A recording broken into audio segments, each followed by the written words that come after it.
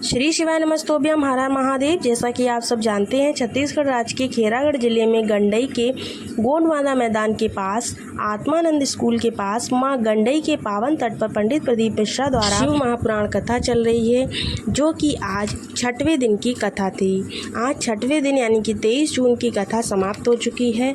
तो देखिएगा, ये जो कथा है वो 7 दिवसीय शिव महापुराण कथा थी। ये 2 बजे से लेकर 5 बजे तक आस्था चैनल और यूट्यूब के माध्यम से इसकी सीधी जानकारी आपको मिलती रहती है। तो चलिए, आज की कथा को अगर आपने किसी कारणवश नहीं सुन पाया है तो इस वीडियो के माध्यम से आप सारी जानकारी ले सकते हैं। तो आज की कथा की तरफ बढ़ते हुए, आज की कथा में जो पहली जानकारी पूज्य गुरुदेव ने दी है उसकी तरफ बढ़ते हैं। पूज्य गुरुदेव ने कहा कि किसी भक्त ने हमसे पूछा कि आप कई जगह कथा करने जाते, ये बात जो है ना कल पूछी थी कि कई जगह कथा करने जाते हैं, यहाँ गंडई में आकर आपको कैसा लगा। इस पर गुरुजी ने कहा, हम सिर्फ महादेव के दर्शन के लिए भगवान द्वारा भेजे जाते हैं। अगर हम किसी व्यक्ति विशेष को कथा सुनाने जाते तो कोई भी कथा सुनने नहीं आता, यानी कि महादेव की जब कृपा होती है तभी हम उसी जगह पर पहुँच जाते हैं। बढ़ते हैं आज की कथा की दूसरी जानकारी की तरफ। कुछ लोगों ने गुरुजी से प्रश्न किया था कि संत कैसे होते हैं, तो इस पर गुरुजी ने अपनी बात रखी है कि संत जो होते हैं, संत और महात्मा हर व्यक्ति में परमात्मा को खोजकर निकाल ही लेते हैं, यानी कि हर व्यक्ति में उनको परमात्मा के दर्शन हो ही जाते हैं।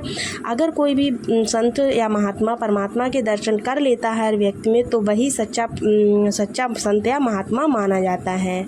बढ़ते हैं आज की कथा की तीसरी जानकारी की तरफ। जब बच्चा छोटा होता है, जब हम लोग छोटे होते हैं तो बोलता हुआ बच्चा बहुत अच्छा लगता है। भले ही वो कुछ भी उल्टा सीधा बोले या अंट संट बोले, माँ बाप को बहुत अच्छा लगता है। लेकिन जब वही माँ बाप बड़े हो जाते हैं और बच्चा भी बड़ा हो जाता है, तब अगर माँ बाप कुछ बोलते हैं तो बच्चे को ऐसे बुरा लगता है जैसे कि उसने तो कभी कुछ कहा ही नहीं था। बढ़ते हैं आज की कथा की चौथी जानकारी की तरफ।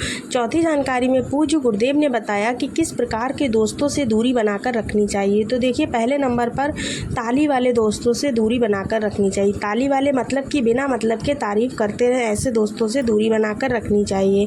दूसरे नंबर पर थाली वाले, थाली का मतलब है रोज़ जो होटल में खाना खिलाने ले जाएं, ऐसे दोस्तों से दूरी बनाकर रखनी चाहिए। तीसरे नंबर पर आते हैं प्याली वाले।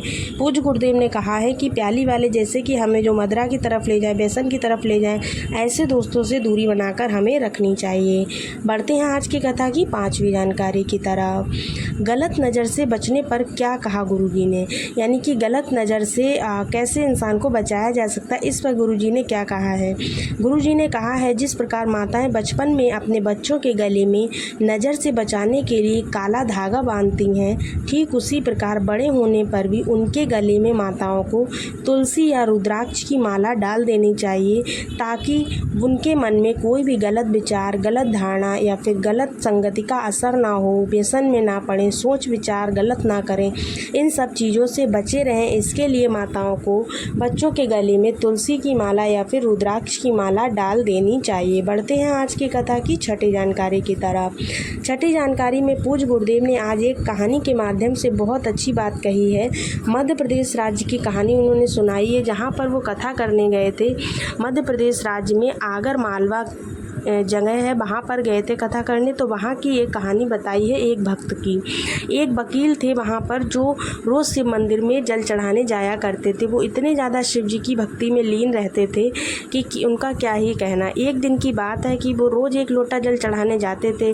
ठीक उसी प्रकार से एक बार उन्हें केस लड़ना था एक व्यक्ति का, लेकिन वो जब मंदिर गए जल चढ़ाने तो भक्ति में इतना लीन हो गए कि कोई उन्हें समय का पता ही नहीं चला और कोर्ट जाने का समय निकल गया। जब उन्होंने घड़ी देखी तो समय निकल चुका था।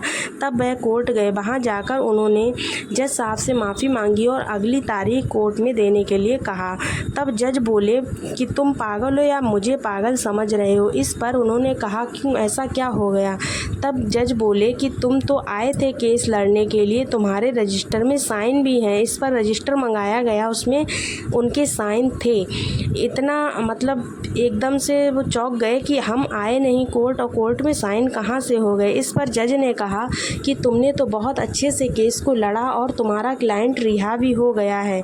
तब उस जो वकील था उसकी आंखों में आंसू निकलने लगे। उसने सोचा कि मैं महादेव की भक्ति में लीन था, तो यहाँ पर महादेव आकर मेरा काम कर गए।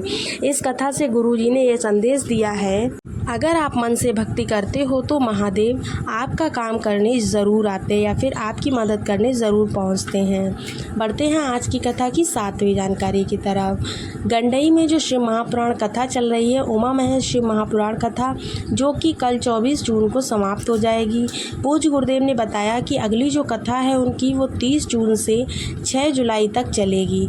ये कथा का जो नाम होगा वो होगा वेदवती शिव महापुराण कथा।